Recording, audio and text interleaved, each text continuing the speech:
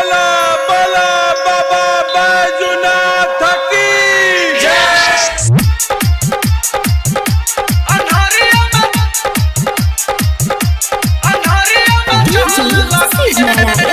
सीतामढ़ी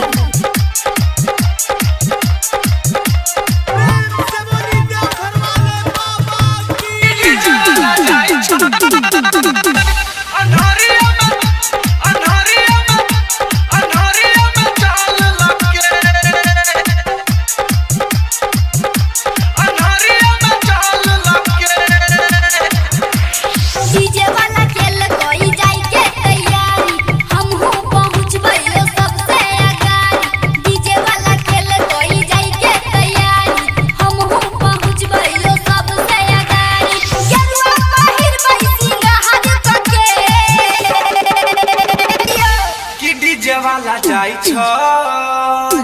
अनहरिया में चाल लगे कि डीजे वाला जाई छ अनहरिया में चाल लगे डीजे वाला खेल कोई जाई के तैयारी हमहू पहुंचबइयो सबसे आगारी डीजे वाला खेल कोई जाई के तैयारी हमहू पहुंचबइयो सबसे आगारी जरुआ पहिर बैसी गहर कि डीजे वाला जाई छ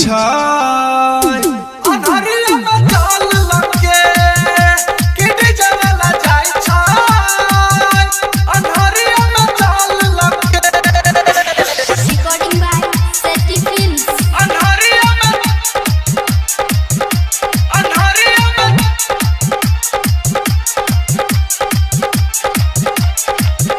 प्रेम से बोली गाँव घर वाले बाबा की नारायण सीतामढ़ी अनहरिया में चाल लगे अनहरिया में चाल लगे डीजे वाला पहिले पहुंचतई दिन भर पैदल चलै छै कहीं नहीं आराम करै छै कन्हा पक्का रही लै छै हमहू जल चढ़े वही करबई बाबा के हेतै जलाया हरो बाबा सबके अपन मानै छै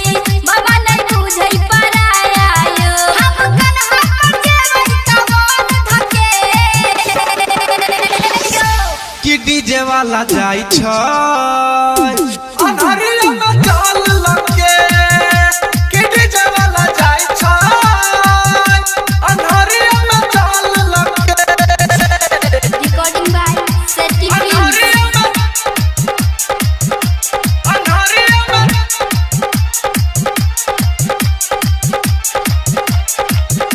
प्रेम से बोली गाँव घर वाले बाबा की नारायण सीतामढ़ी अनहरिया में चाल लगे अनहरिया में चाल लगे काम धंधा मंदा क देलकै जाई छै छोड़ सब चीज के